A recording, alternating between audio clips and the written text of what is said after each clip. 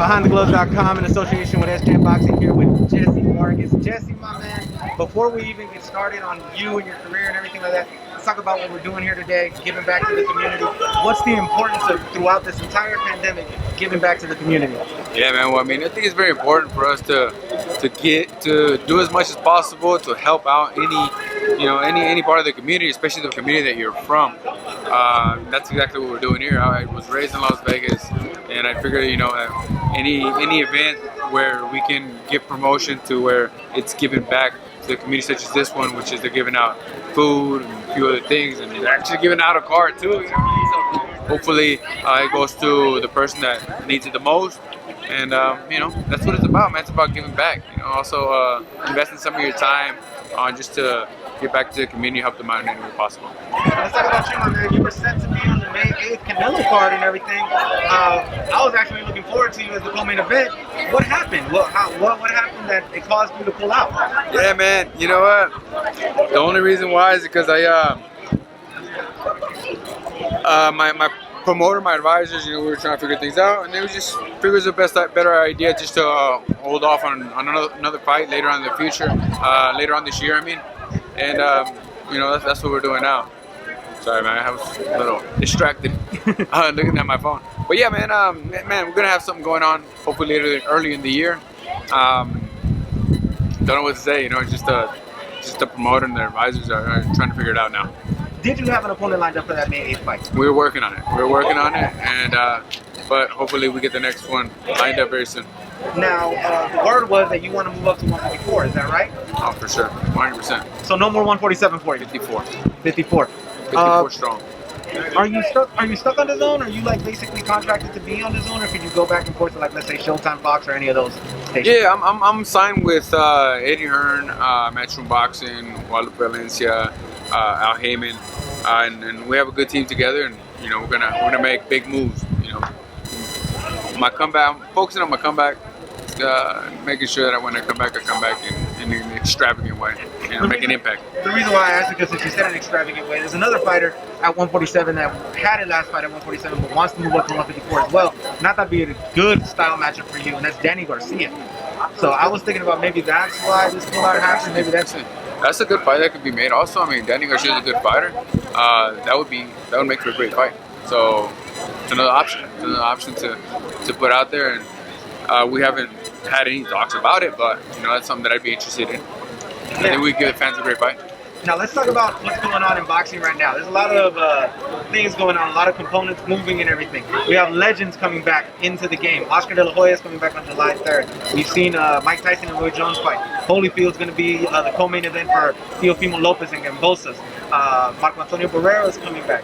Cotto versus Marquez. Your thought on just the legendary fighters, the Hall of Fame fighters, they are coming back and actually putting on these exhibitions. Your thought on that? Man, I think that's good for them. It's good for the fans because the fans want to see them. You have they have a large fan base. Marcos Barrera, Eric Morales, Holyfield, Tyson. I mean, people want to see them back, and right now we're lacking entertainment. We don't have as much entertainment as we did at one point, right? So this is going to help in that way, and keep the people active, keep the people interested in doing something, looking forward to the Saturday night. Instead of every day being the same, where they can't really leave the house because they want to be cautious and want to be careful where they're going, right? So this will give them, a little more excitement, something to do on the weekends. At least that's the way I see it, and then what better than one of your favorite fighters? A lot of people love Mike Tyson, a lot of people love Holyfield, a lot of people love Marco Antonio Barrera. I mean, I like all the guys, all these guys here, man.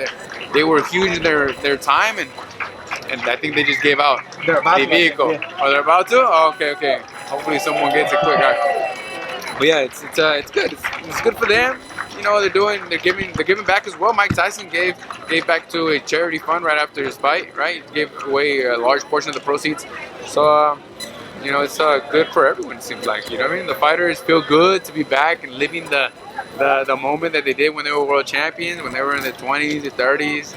So good for them. The fans, I like seeing them in the ring. As long as they take enough safety protocols because they are older, right? We want to make sure that they don't get hurt in the process. Now, the opposite coin of that is something that's going on tonight. YouTube fighters, YouTube boxing and everything. Your stance and your thoughts on that. You know, Jake Paul fighting tonight versus an MMA fighter. Logan Paul fought KSI and everything. Just your thoughts on YouTube fighters and what they bring to the table. I think that they bring a different audience to the table. That's what they bring. That's it. So the plan, I mean, they want to do it. If this is their hobby, it's cool. I mean, why knock them for it? You know, I mean, that's fine. They want to do it. You know, go right ahead. You know, if it's your dream to live, you know, in the shoes of a world champion, or you know, or go with the goal of becoming a world champion, hey, do your thing, man. You know, and they're gonna bring in that audience that they have. You know, those loyal audience. And what the promoters need to do, or should do, is keep those fans intrigued, interested, right? To the point where they're gonna watch Logan fight, but the co-main event you're gonna have Teofimo Lopez fight. Is it the co-main event or is this the main event? No, the main event is Teofimo and like Evander Holyfield. Sorry, yeah, that's what I meant.